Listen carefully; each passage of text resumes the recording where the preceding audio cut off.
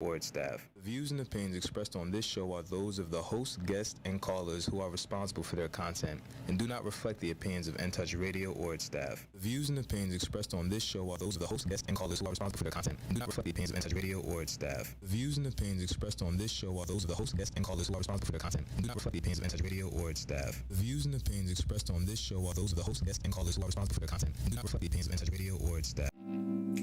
Wherever we go, we about to bring on the positive vibe. Wherever we go, we are gonna do what makes us feel right. I'm just getting off the train.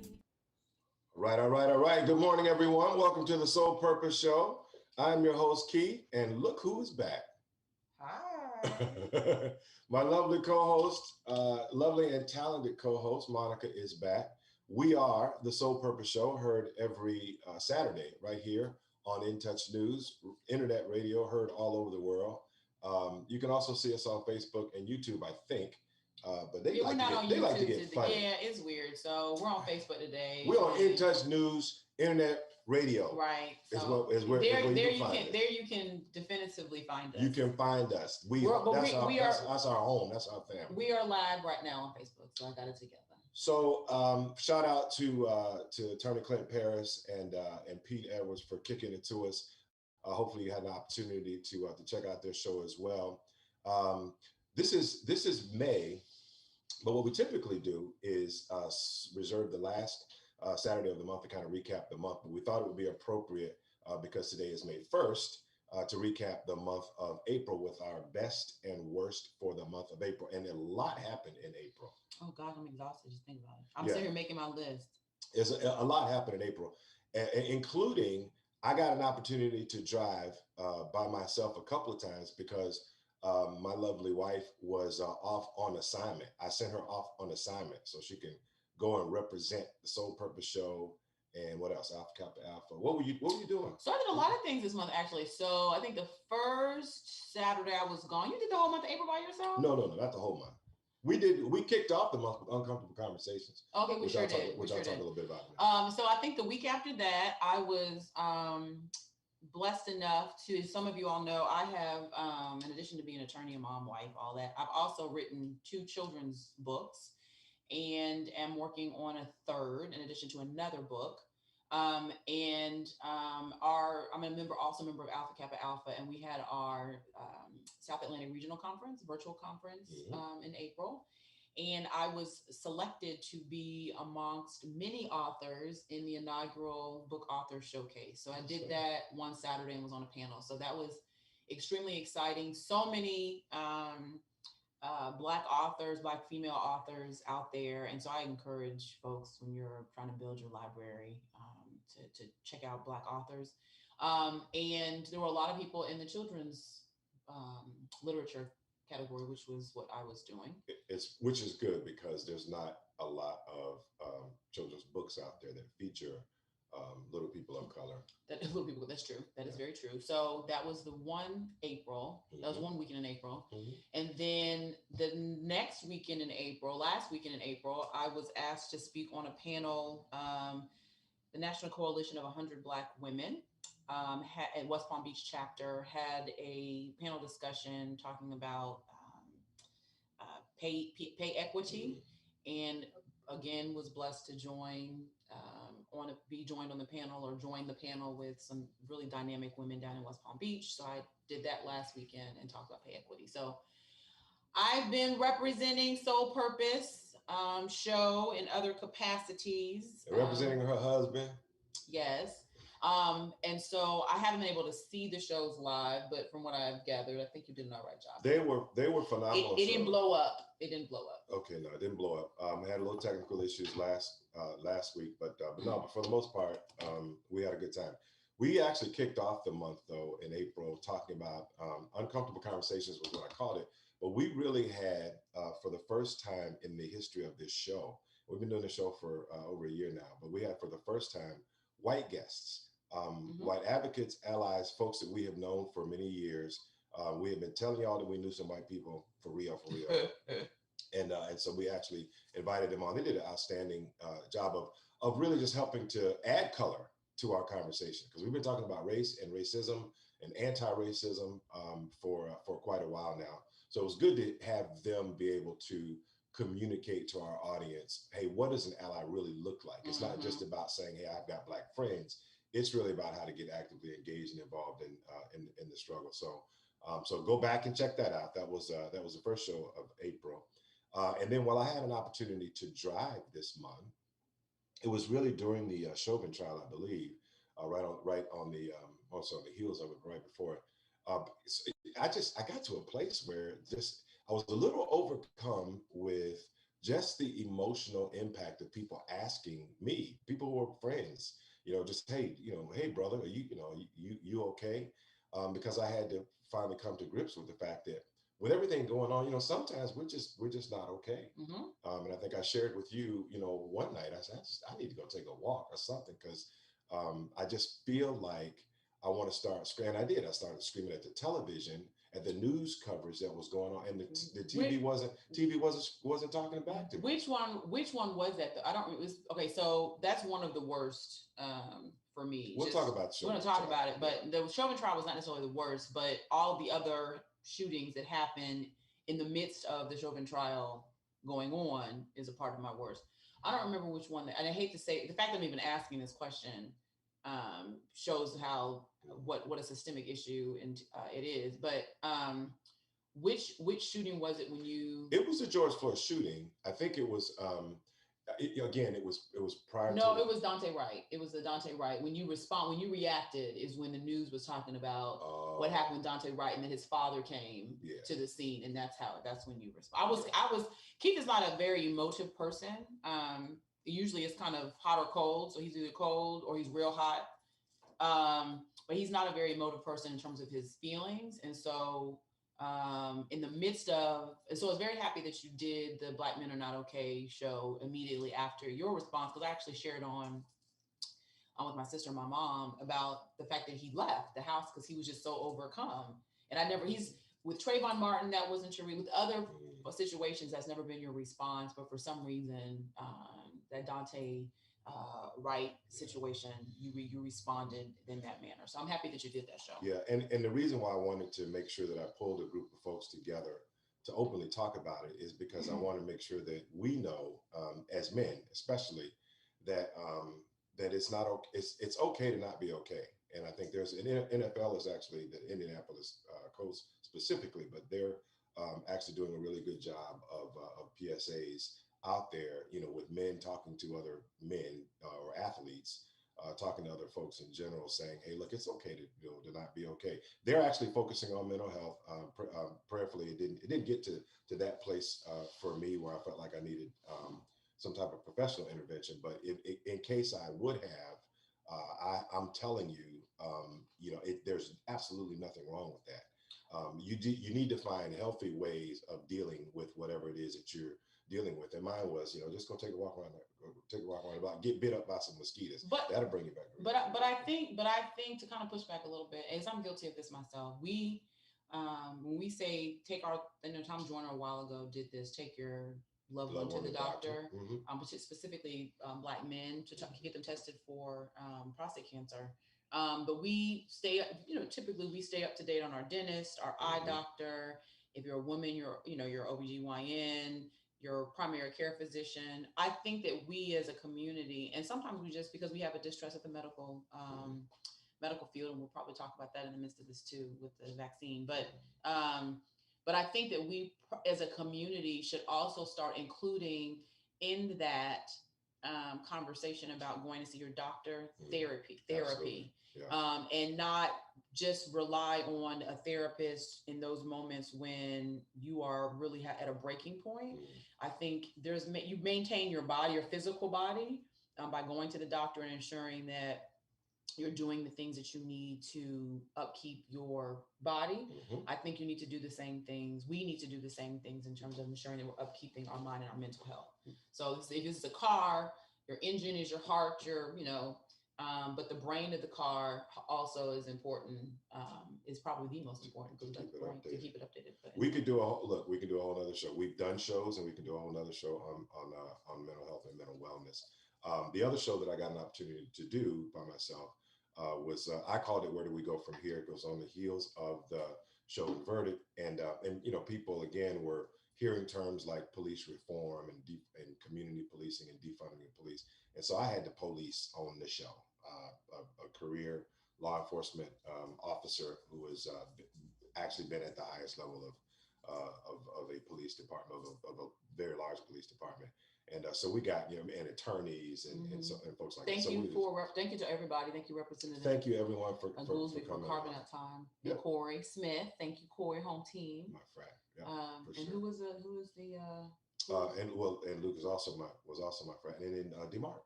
DeMarc Liggins, that's right. Yeah. So anyway, long story short, thank you to all of our guests who joined my husband in my absence. Thank you to all of our guests who joined us just period. And some of y'all joined us last minute, and we know y'all just riding on the fact that we family. So we thank you because without you all, there would be no show. There would be no show. And without our viewers, there would be no show. Please click and share. Okay, April, best of April. I'm not doing this in order. I'm just doing it just kind of based on what I saw.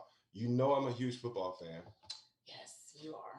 I am too, though. The NFL draft was it's still going on. It's still going on, but it started this week, and you love to hear the stories of the folks that are drafted. Yes. You love to hear the backstories, and I think the NFL does a really good job of showing these guys in a kind of in a more real light, with their family background, et cetera. And so I watched the first night. I fell asleep. I was trying to watch and wait to see. I saw who Miami got because that's my team, even though we don't really win. Hopefully we're getting better. But I was trying to stay awake to see who Tampa selected in the first round, but I fell asleep before then. But during the first round, actually two stories. One story in particular, that I actually saw, the other I read later. But the one story, I forgot what the young man went to school, Michigan. Mm-hmm. He from Rhode Island, and first generation immigrant. His mother was from Guinea, and then had to escape Guinea because of some political persecution, just in general. Escaped, went to Liberia, where he was born, and then his mother, and his brother immigrated to America, and he was raised in Rhode Island. His mom worked 2 jobs to send him to private school. He ended up getting a very good football player, going to the University of Michigan, and he promised his mother that if he got drafted, she could retire. And so after, I forgot where he's going, but after he was selected by whatever team, I forgot the young man's name, he turned to his mother and said, "Mom, you can retire," which they captured that. Yeah, they captured it live. And so her reaction was priceless. So that was one. And then the other was this young brother. His name is Najee Harris. I think I pronounced his name properly. Najee, he was named after the jazz musician Najee. He's from California. And what he did was so we saw him being drafted. He was first round, saw him being drafted. He's running back from Alabama. Saw him being drafted. And he, before his party, at a party out in his hometown, at a draft party, but before his draft party, he went to the homeless shelter where he lived at one point in time in his life and threw a party for the folks that lived there, just as a reminder, just to remember from whence he came and to pour back into those people. So kudos to that young brother. Kudos to all the young men that, because, this is a lifelong dream of somebody's. It is. My prayer always is that, the brothers who are getting drafted, that they have good financial managers and good people surrounding them, such that they're okay. And then they're all bad guys. I mean, you hear the bad stories a lot, but a lot of them have come from difficult environments and have really stayed true to their craft and worked their butts off in order to get drafted and to have a chance. And most of them play 3 or 4 years. Some of them play longer, but that was pretty cool. Yeah. And while we're on the subject of football, I would be remiss to say, Tampa is Tampa Bay, and so we have championships. Is just like we just grow championships around here now. So not only did the Bucks re-sign all 22 of their starters, the final signings was during this month. all 22 of the returning Super Bowl champions will be coming back to terrorize the rest of the NFL again this season. And Do y'all see my face? and my Tampa Bay Lightning, Stanley Cup champion Tampa Bay Lightning, also clinched the playoff spot. They did for this season as well. Congratulations to the Lightning. I just want to explain. And the Rays aren't doing bad. Rays are doing well. I want to explain how obnoxious my husband is going to be for this upcoming football season. He's already started. He was kind of quiet last year. Yeah, because of COVID. But he's going to be super obnoxious this year. So I just have to find some place to be when I'm not a big pro football. I don't really get into pro football until right before the Super Bowl, because I just, it's cool, but I prefer college football. I prefer collegiate football. There's a drive and a hunger that's demonstrated by those players that I don't think you necessarily see in professional football. So let's talk about the show. Let's talk about the Chauvin verdict. It was obviously the most impactful thing that probably happened during the course of the month. And legally, something happened, and we're not going to do a deep dive. It's just obviously one of the best of. But legally, something happened during that trial that I think a lot of people may have missed, which is he was actually charged with 3 counts. Mm-hmm. The lesser of those counts would have kind of suggested that, kind of, oops, maybe he shouldn't have done what he did. There was no kind of intentionality associated with it. But for him to be convicted on all 3 of those charges is actually very impactful. So I will share that I was actually on a panel. My friend Mandy, who was actually on our Uncomfortable Conversations show earlier this month, she and I did kind of a roundtable discussion last Friday for about 50 people, which was pretty successful. We're going to do it again. So we'll put more information on the Soul Purpose show about that. But I kind of talked about this during our conversation where if you all remember, previous conversations, I was not hopeful that there would be a conviction, simply because I was in college when the Rodney King verdict came down. And I remember how I felt, and there was a video. Yeah, felt just hopeless. Right, there was a video. So if you can't convict these cops who beat the crap out of this man, there was no expectation for me, which bothered me because I'm a lawyer and I understand how the system should work. I just had no belief that he would be convicted. And so, particularly on all 3, I thought at least a lesser offense he may be convicted on, because that was pretty straightforward. But I definitely didn't believe that he'd be convicted on all 3. So that's cool. I mean, I think we celebrate, be excited. No, celebrate justice. Justice was served, because it was in this situation, but it was in this particular situation. But then at the same moment, the Chauvin verdict is right before the verdict is being read.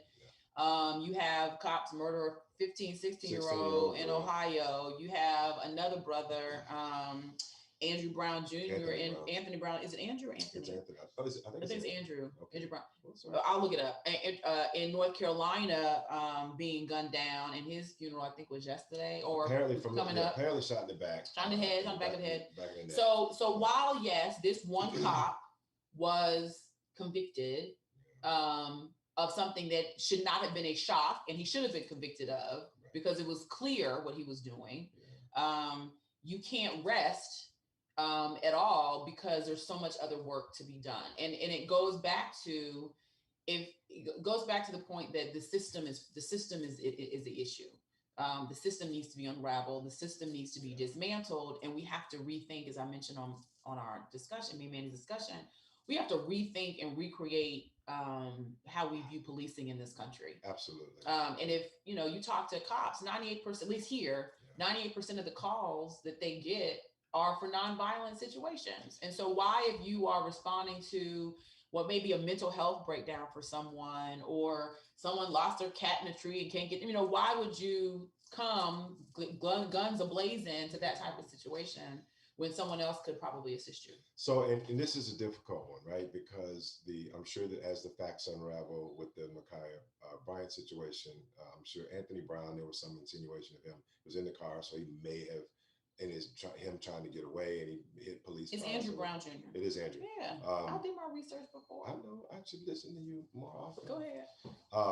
but so it's going to come out that that maybe he deserved to be shot because he attacked the police cars with his car. He ran over squad cars, or whatever. However it goes down, this is going to be difficult because it does speak to, as you mentioned, policy, like how we police and what are going to be the policies and when to use force, how to use that force, and how is that going to be applied. If you don't change the policy, then we're going to rely on people's bias. Because here's the reality. I've had this conversation with people who I respect and have known for many, many, many years. If you are a criminal and you're doing criminal activity, like, hold on, wait, stop. So if you got a warrant for your arrest, or if you've done some type of criminal activity, or if you're in the process or if you're in the process of doing criminal activity, the issue becomes not the guilt or the innocence of the perpetrator or perpetrators in this case. The issue becomes, how is it responded to? Because the death sentence is not should not be an automatic sentence for whatever it is that somebody's doing in the streets. Now, the policy is the policy. If an officer feels that his own life is threatened or protection of the life of somebody else, then he can use deadly force. The problem becomes in these situations, statistically, way more disparate than if it is a person of color. That individual winds up dead in the same instance. And if it's not a person of color, they figure out ways to de-escalate these situations without the person dying, and they get an opportunity to sort it out after that. So here's the I'm not pushing back on what you said. I actually got into some exchanges with some folks on my social media because people were saying, well, he followed policy. That ain't the issue. The issue ain't the following of policy. You and I both are in HR, and you can create a policy to cover anything, right? Mm-hmm. The issue is not about whether or not he followed the policy. And I'm talking about Ma'Khia Bryant, or any of these cops are following policy.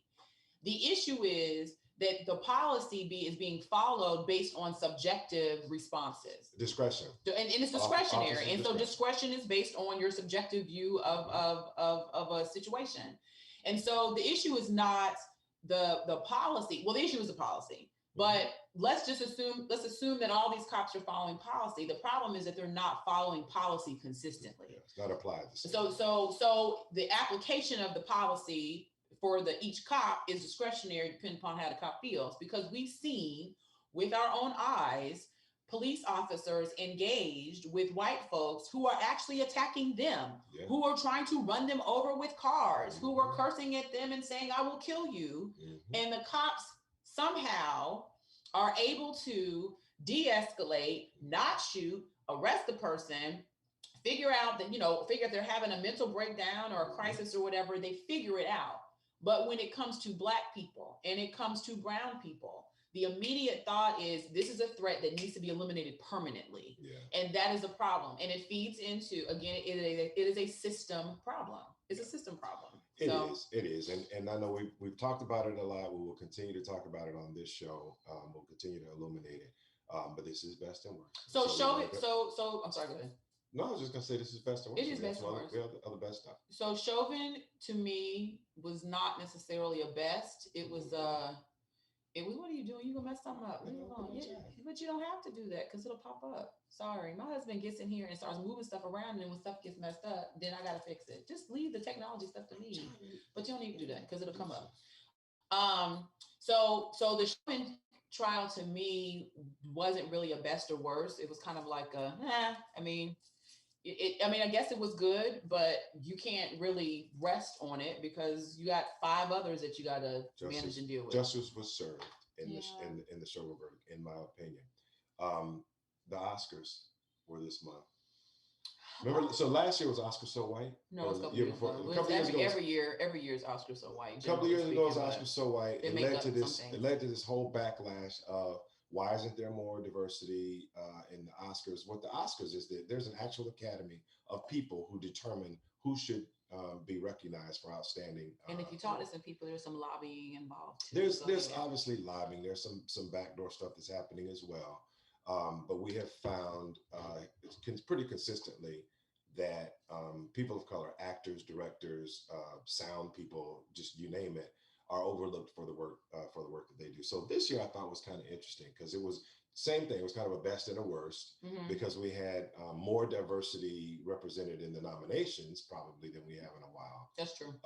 But not necessarily in the folks who won.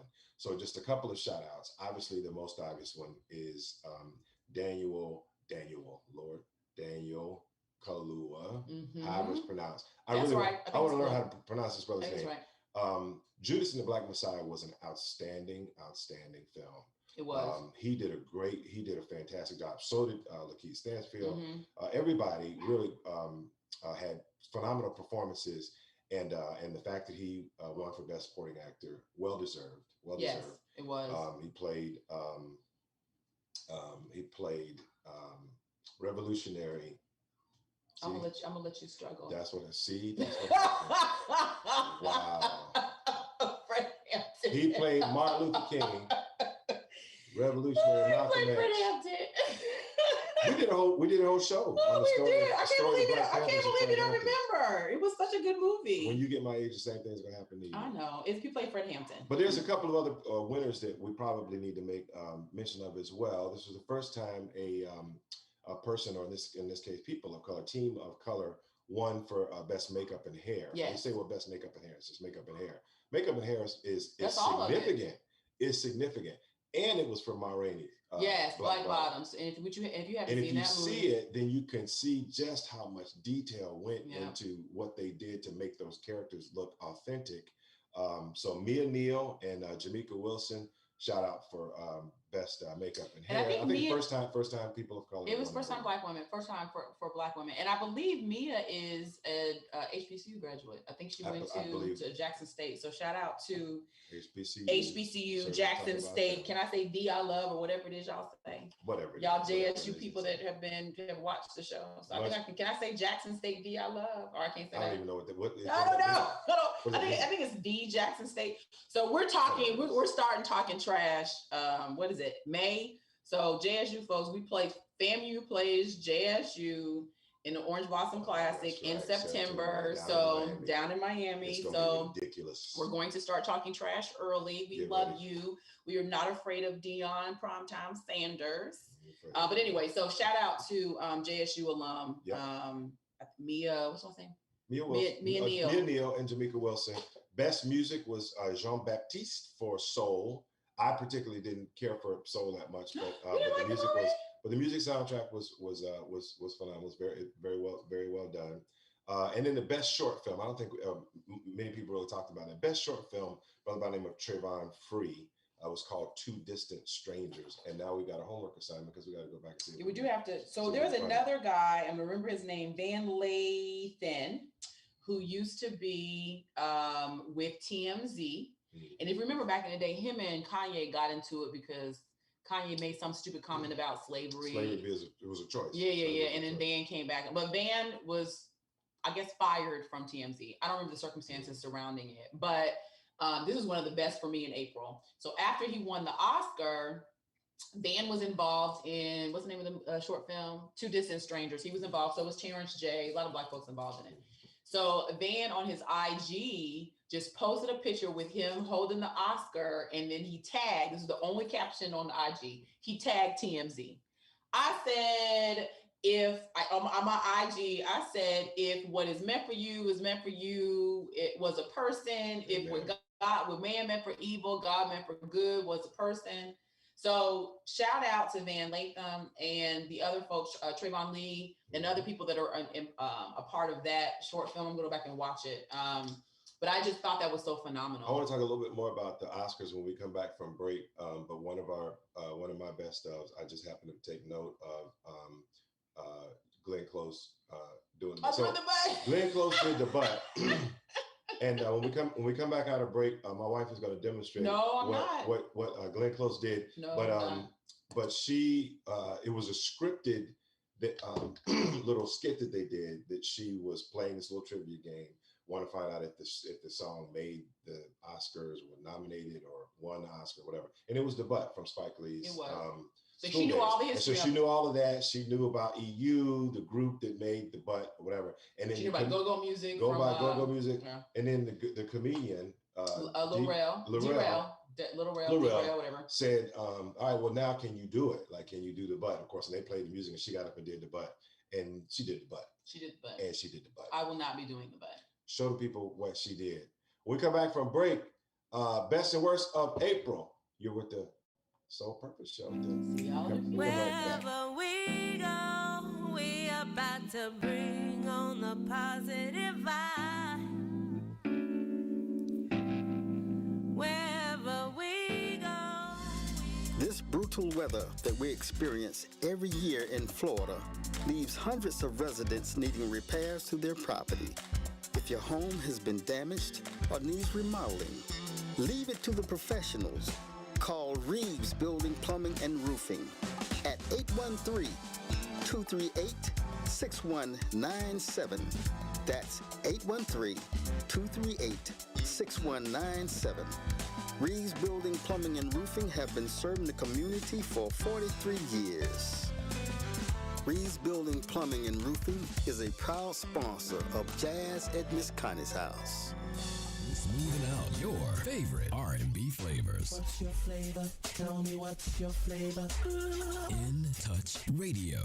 It may be hard to believe, but people just like you are already saving money. FeedThePig.org makes it easy. Their simple savings plan teaches you how to start saving without going overboard, so you don't need to start foraging wild berries. I was skeptical, but these are actually pretty good.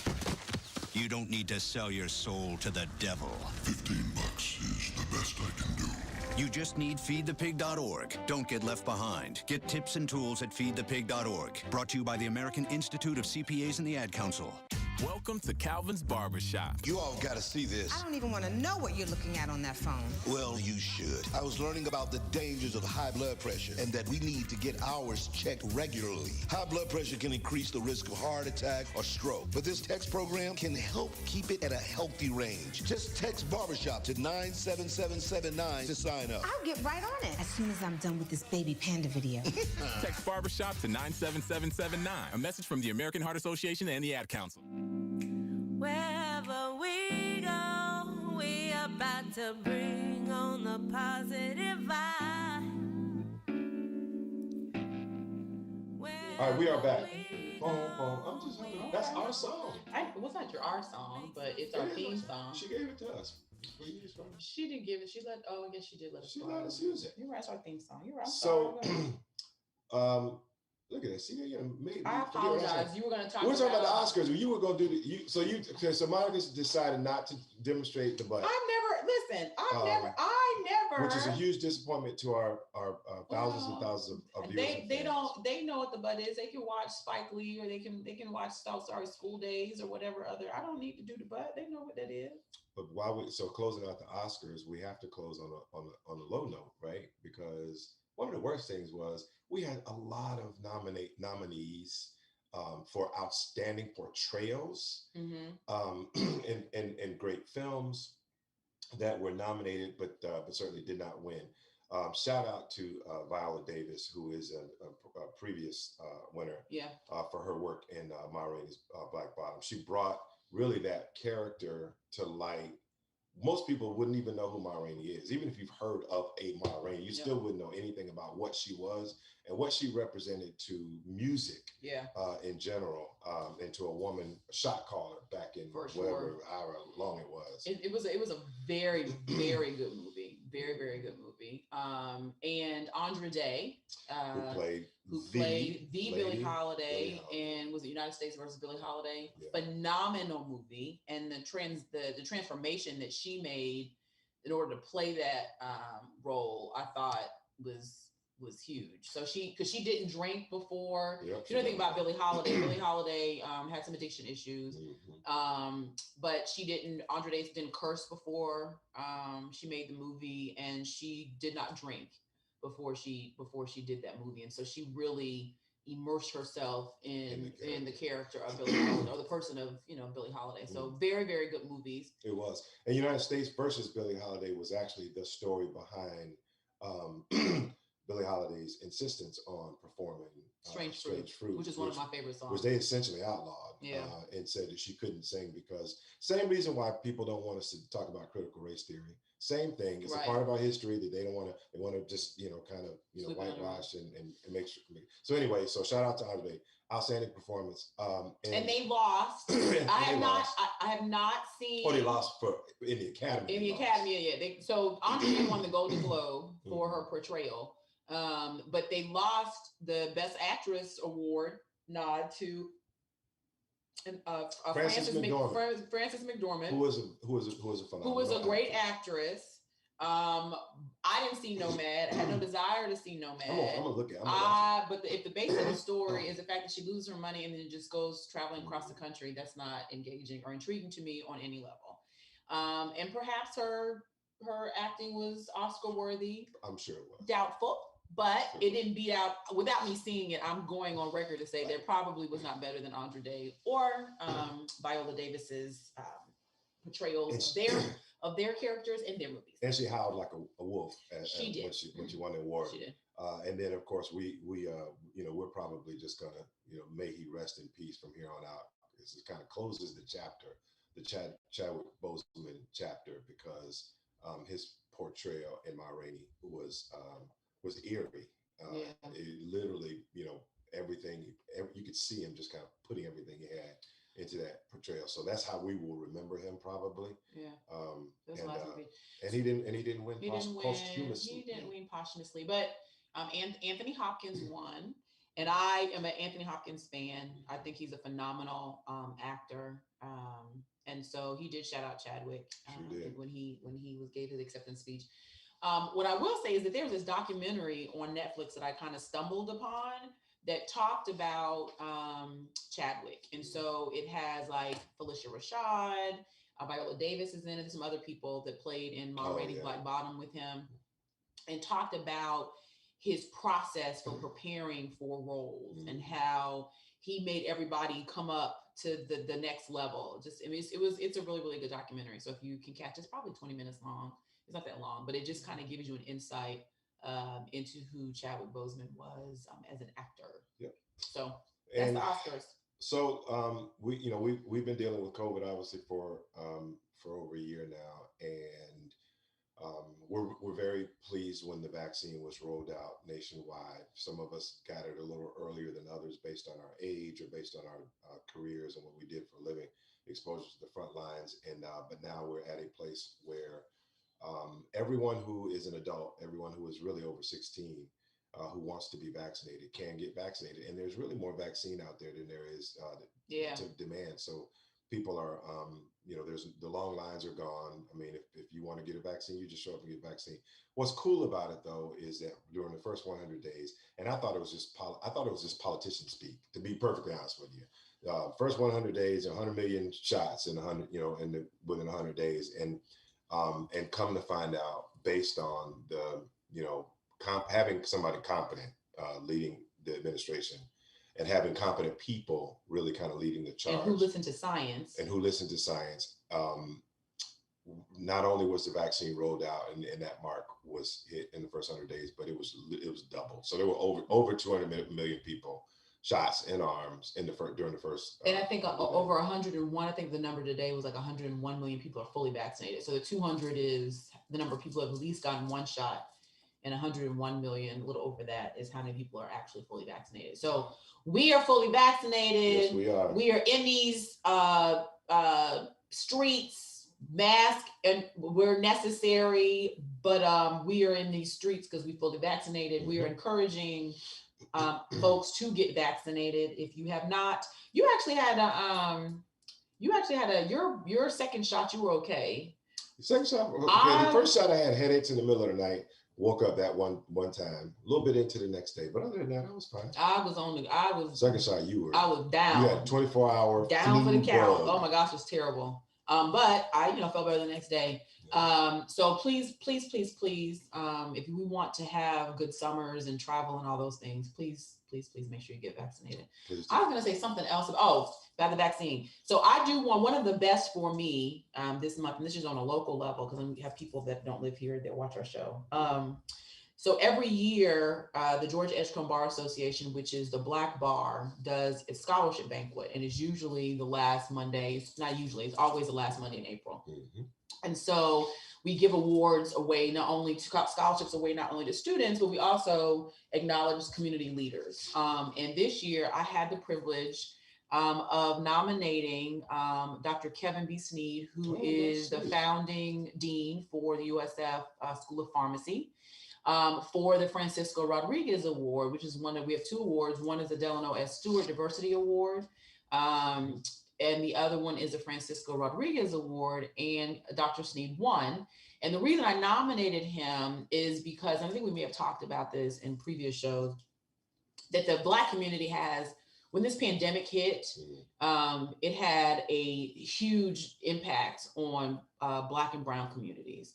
I know people personally who died as a consequence of contracting the coronavirus. And this is very early, just last year. So Dr. Sneed was instrumental in really just giving out information, accurate information about the virus, challenging folks in the medical community to recognizing that with the virus, the disparities within the healthcare system would be even more elevated and even more highlighted, and challenging folks in the medical community to come up, to be creative in how we handle those disparities. And then once the vaccine rolled out, did community meetings, was engaged, involved, answering questions in his own personal time, in addition to doing the work as dean of the pharmacy school, really trying to encourage folks in the Black community in the Tampa Bay area to get vaccinated. So, and what prompted that was, I was on a sorority meeting before I had to come in here, jumped on a sorority meeting really quick, and it was 8:00, and I was like, well, did the movie start already? Is this a recording? I'm so confused. And Dr. Sneed was there, 8:00 in the morning, talking to members who were on about the vaccine, answering questions. And it's on a Saturday morning that he could have been doing something else. Yeah. And then got on, answered those questions, and left our meeting to go do another community meeting to answer those questions. So I was encouraged to nominate him, and he won. So thank you again, Dr. Sneed, for your leadership during this time, and encouraging and dispelling the myths and the misinformation that's out there, because we historically have a distrust of the medical community, medical system, which is understandable. It's very understandable. So anyway, he is a true community hero.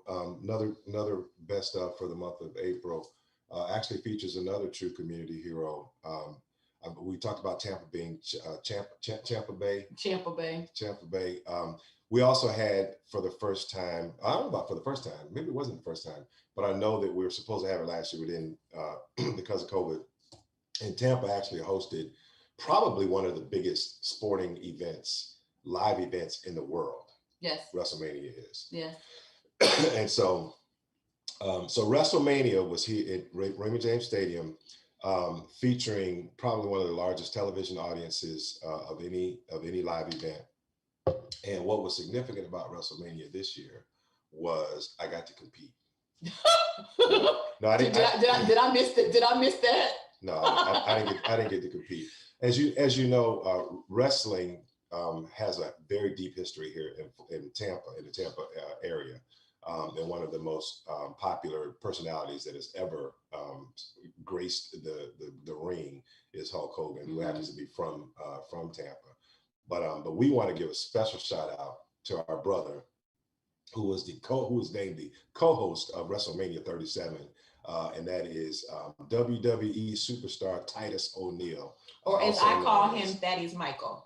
So, so he's actually on. It's funny because as soon as you start talking about him, it's kind of like you must have been communicating with him. You communicate with him via text message, because he sure got on. Hey, Thaddeus. Don't get in my business. I'm sorry, my bad. Anyway, so yeah, so and I think, and Thad, correct me if I am wrong.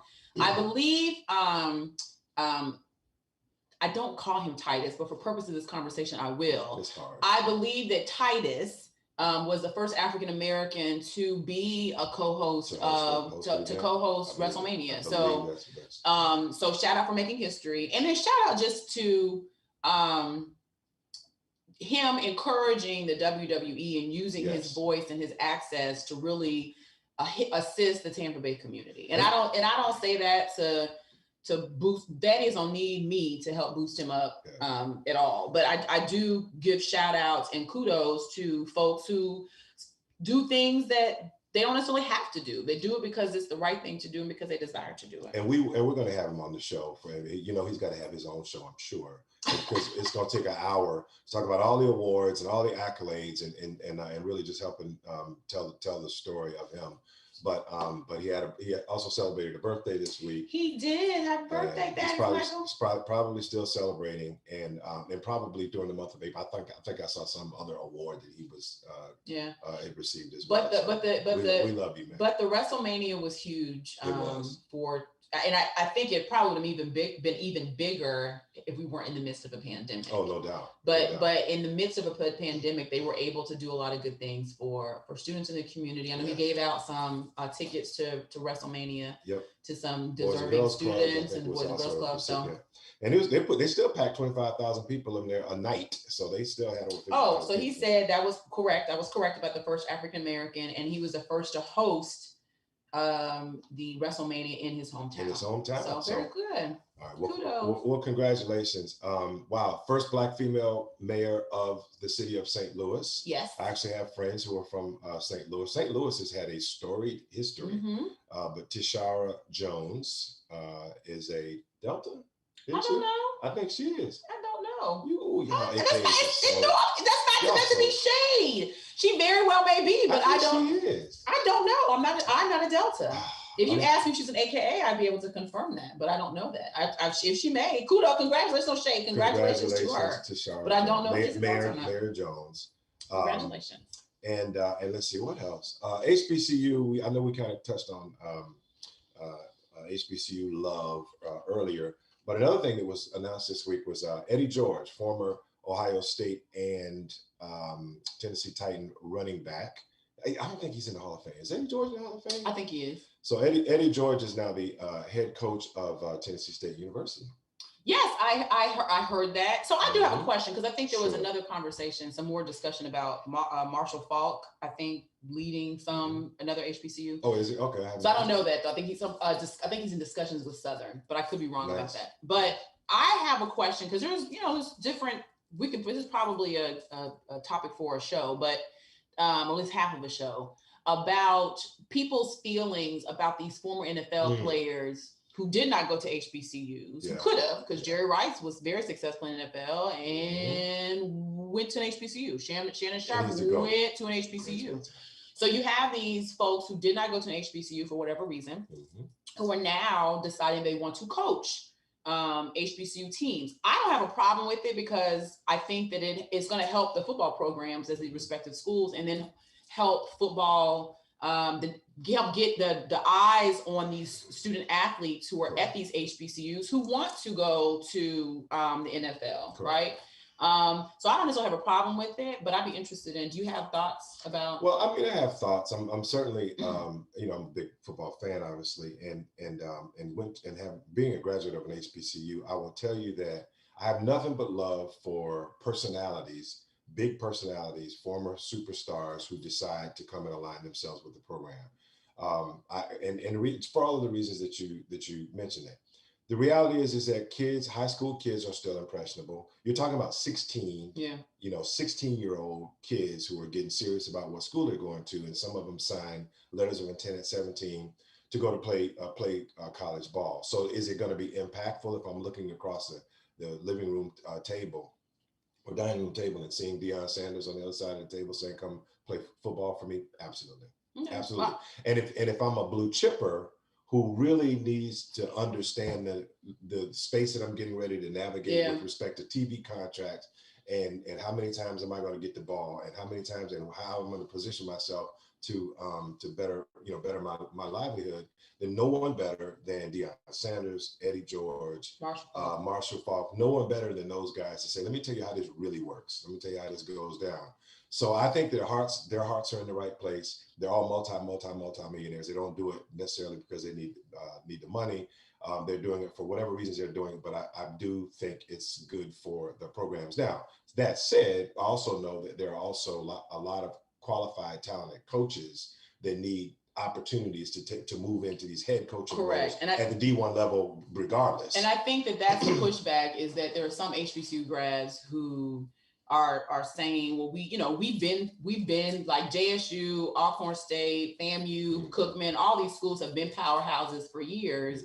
And so Grambling and Southern, so we don't need y'all to come in and try to make us bigger. Because not to make the sports program, not to make the sports program bigger, or HBCUs bigger in general. And then you're overlooking folks who have been in this coaching pipeline, who have committed to being HBCU coaches, who are being overlooked for Eddie George or for Marshall Falk or for Deion Sanders. So I can understand both sides of the debate, but it matters not, because Fam is in the SWAC now. We're going to win. So, so kudos to Eddie George, kudos to Tennessee State. I do want to shout out North Carolina A&T, who I think set like an $85 million fundraising goal for the year and killed it. Yeah. So I think it's like $181 million that they raised within their fundraising, whatever the deadline was. So kudos to A&T for that. I also want to give a shout out to our alma mater, Florida A&M, because we had a day of giving, which was in March, but we had a day of giving in March and we killed our numbers too. So I think there's a new energy associated with HBCUs. We've known that HBCUs were bombed forever, but it seems that there's alumni are getting more engaged. You have more students who are interested in attending HBCUs. You have blue chip athletes that are interested in attending and changing their commitments to go to HBCUs. So I have always said, if you want a good education and you can be on a campus where you can be unapologetically your Black self and embraced for that, then go to an HBCU. Absolutely. And it's special for me too as well, because I remember, during the years that I was matriculating, there were a lot of schools that were struggling.